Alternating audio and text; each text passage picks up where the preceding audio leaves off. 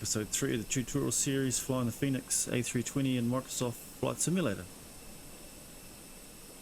This episode will be focusing on pushing the aircraft back from the gate here at Wellington, gate 16, and then pushing the aircraft back and starting the engines, as well as taxiing to the departure runway. This series is aimed at the beginner level for anyone who has just started to explore the world of Microsoft Flight Simulator and is new to flying airliners, and in this case the Fenix A320 for those of you who may have only just purchased it and trying to figure out how to fly it. Full disclaimer, I am not a real world pilot, and this content is not for or intended for real world use. So let's get started and jump right into the flight deck. Here we are back in the flight deck of the Fenix A320. Currently parked gate 16, Wellington. Not a very nice day here at Wellington. We'll be carrying on with the third part of the tutorial series, carrying on from the second part, which was setting up the box, the MCD as it's called. So what we want to do from here is, once our passengers have all been secured by the cabin crew, we have the final load sheet. We can close the cabin door, which is already closed, lock it. We've entered the final load sheet, all the weights, carried out all the performance in the MCDU as per this episode 2 of setting up the box. We know we've refueled, it's all been completed. Our fuel quantity is as per our load sheet. Then want to come up to the overhead, turn off the fuel pumps, turn on the fuel pumps.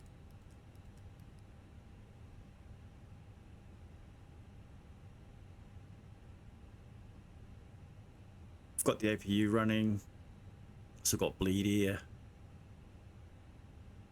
feeding the air conditioning system for the passengers in the back.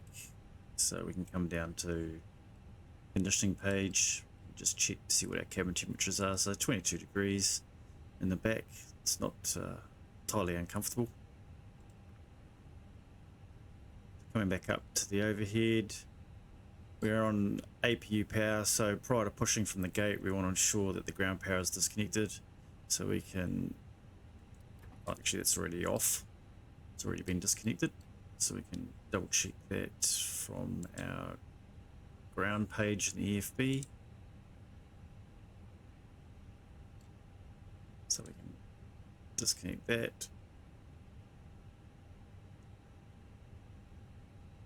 Chocks and cones. Actually what we'll do is we'll leave that on because I'm running the GSX application, but I'm also running Fenix to GSX, which controls the process for when we push back. So how we activate that is turn the beacon on and just clear that out of the way. So that's letting our ground crew know that we're ready to push the in switch. And now the pushback service is active. As you can see, the gate has, or the jetway has moved away from the aircraft. And here is our bloke coming to tell us that we're ready for push.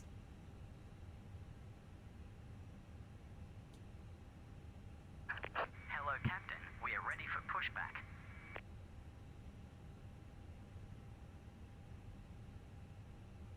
So what we can do while we're waiting is quickly check our fuel page. Make sure our fuel is balanced, which it is. So we're drawing slightly more fuel from the left hand side as we have the APU running, but that's okay. Departure checks completed. Bypass pin inserted. Seatbelt signs, we want to check our seatbelt signs, make sure they're on.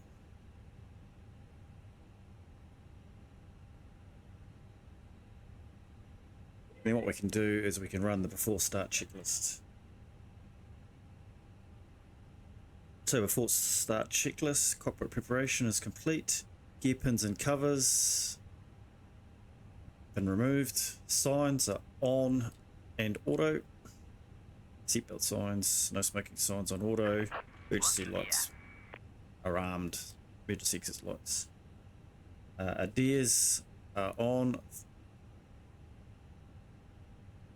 And we can check here for 3 nav green. 3 nav green. Fuel quantity 6.7 tonne, and it's balanced.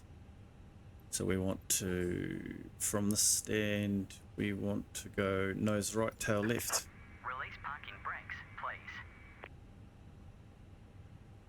Roger. Parking brakes released.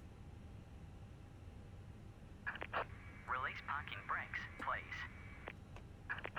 Commencing push. All engines clear. Takeoff data set.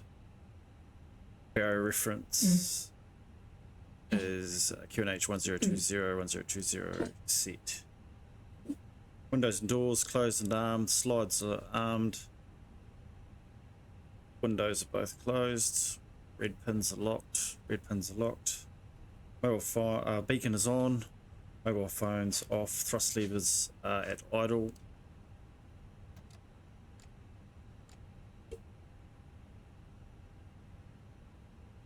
Parking brake is released. We're clear to start engines, so come down to the engine mode selector switch, flick to ignition start, and engine 2 in New Zealand starts engine 2 according to their checklists. So you can monitor the startup.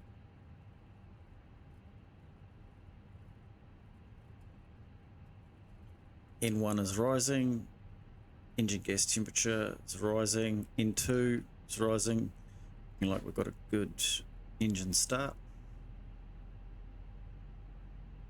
Oh, actually we should have also started the pushback for the timer once we had pushed.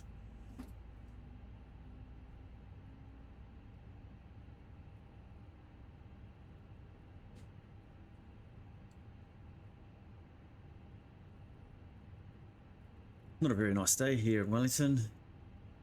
Just a reminder from those of you that have joined in this episode and haven't seen the previous 2 episodes, we're flying a real-world flight.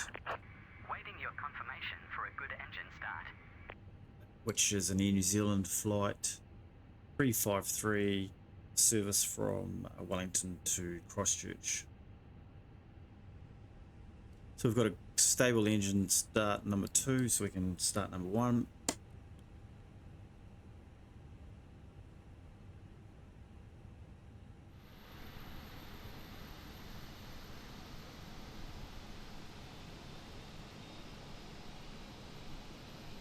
Engine number 1 spooling up.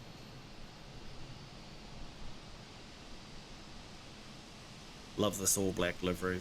It's such a nice livery. Get liveries from flightsim.to. Search Fenix A320. It's Fenix liveries, and whatever airline you wish to fly for, you can just search it and pull the liveries off the respective page. And then obviously installing them, you can, once they're downloaded, you can unzip them and install them into your community folder.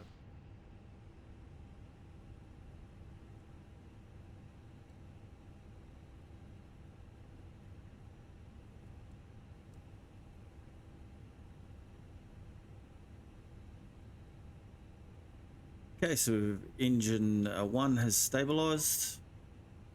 So what we want to do now is start the after start flow.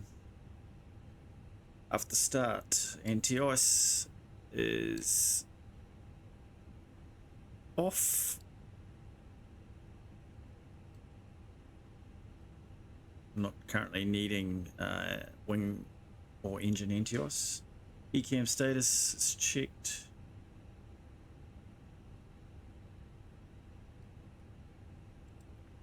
It's normal. Pitch trim. So our pitch trim from our performance was down 0.2.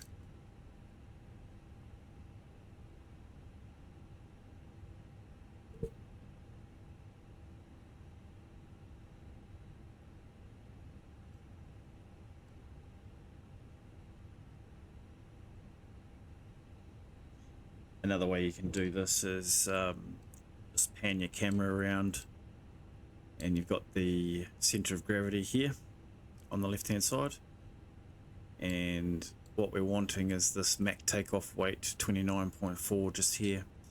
You want to line this white triangle as close to that figure as you can get. What I normally do is I just put in this figure here, down 0.2 on the flaps takeoff. It's the trim horizontal stabilizer, THS. So we're doing a toga takeoff, so there's no flex. That's why there's no flex temp in the box just there. Let's reset this view.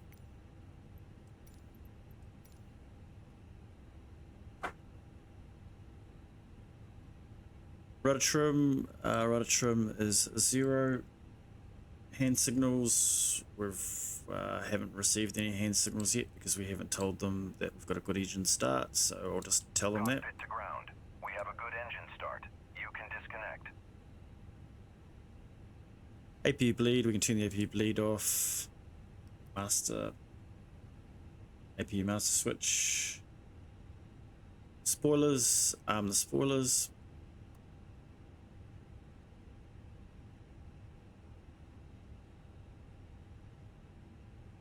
Flaps, set flaps, flaps 1. See the flaps, Unlocking gear. flaps and spoilers are moving out. Auto brake, so we want the auto brake at max, which it is. Cabin, ding the cabin. Tow truck disconnected. Bypass pin removed. See after start checklist Left complete. is clear. Right is clear.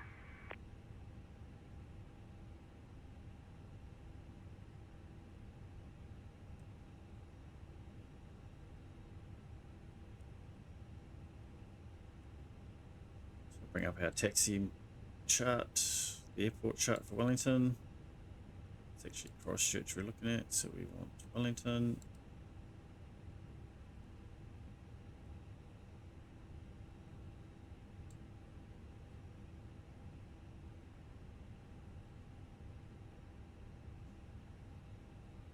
Let's wait for the ground handler to give us the pin. I think it's pin on the left. Gear pin's been removed. So we'll take that as a yes, that's been removed. Okay, so what we'll carry out now is, from here actually, we would, if we were flying on the network VATSIM, we would, there's old mate there with a pin. We would call up the ground controller and request taxi. And once we've been given the taxi clearance, we would carry out the before taxi flow.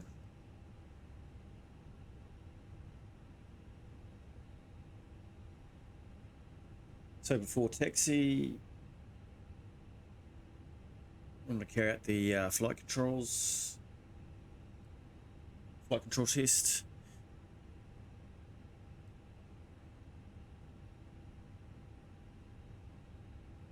So full left, neutral, full right, neutral. It's just the aileron check. Pitch, trim, elevator, full up, full down, neutral, rudder, full left, neutral, full right, neutral.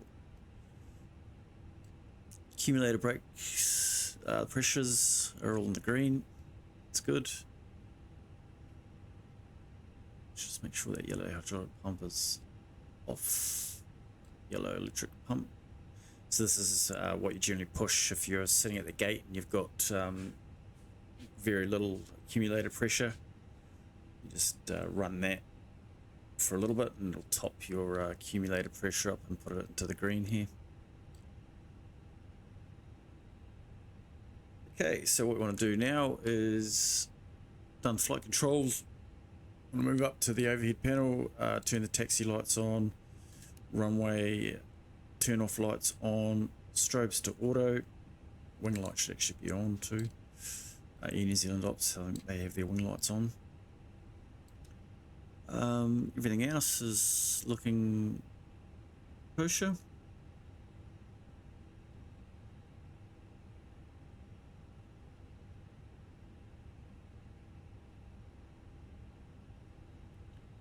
So we want to do takeoff config test, which we have.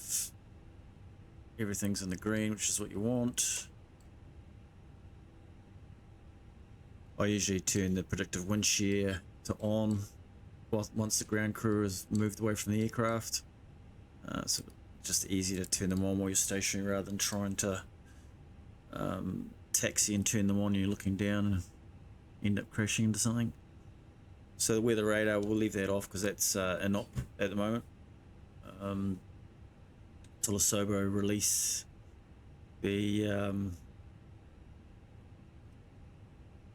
the weather engine to developers so that they can work their magic on it and bring us a realistic working weather radar. That'd be fantastic. So if any of you developers are out there and have got that sort of thing in the works, you know, get onto Asobo and get them to hurry up and release what they need to release, the SDK or whatever it is, to so you can work your magic. That would be outstanding. Okay, so from here basically we have completed the before taxi flow and we can release the parking brake. Now it's starting to rain. We can just do a bit of a brake test so we can throttle up. Generally come up to about 30% N1. It's a bit too high. Do a brake test. You want to be taxiing at about 30%, just under N1. Brakes are working. Clear left, clear right. So we want to be taxiing to runway 16 for our flight to Christchurch. So we want to be getting onto Alpha. Also activate the tiller. Your left.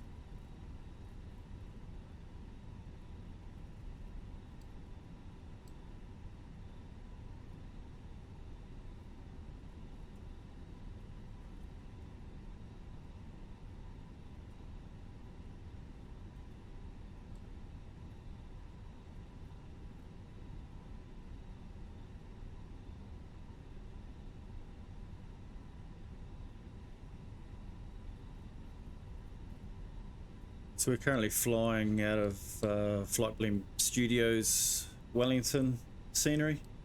Top-notch scenery. I couldn't recommend it highly enough, really. I have also have their clear left, clear right.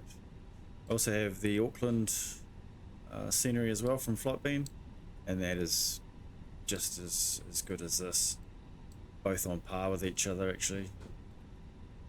So if you're looking for two good New Zealand sceneries, Flightbeam Studios, Wellington and Auckland, couldn't recommend them highly enough.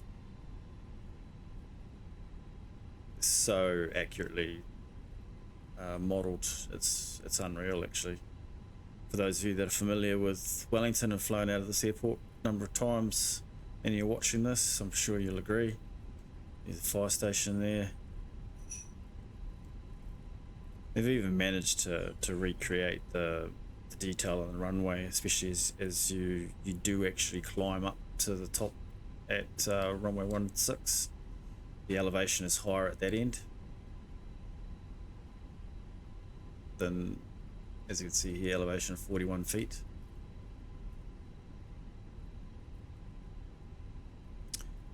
So another thing what we should do as well is flick the transponder to auto. Those of you that fly on VATSIM, you'll want it to be on the Squawk Mode Charlie as well.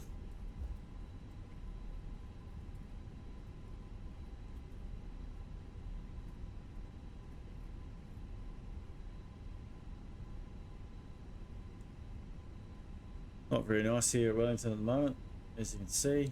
Pretty rubbish, really.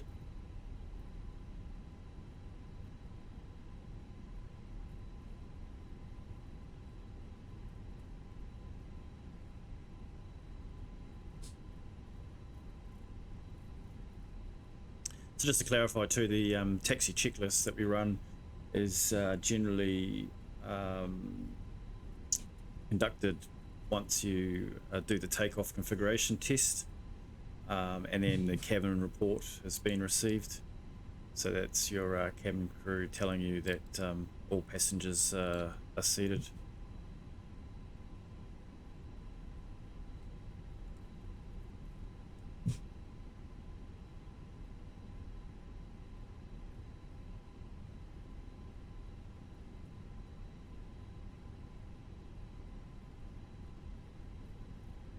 As well as the after start checklist too is also triggered by a hand signal from the ground personnel showing you the gear pins and covers.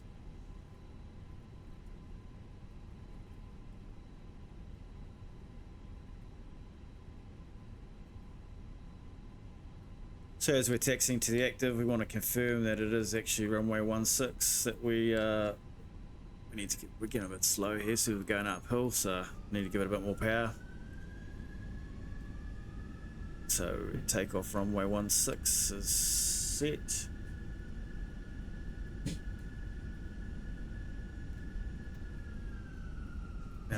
Now we're rocketing down the runway.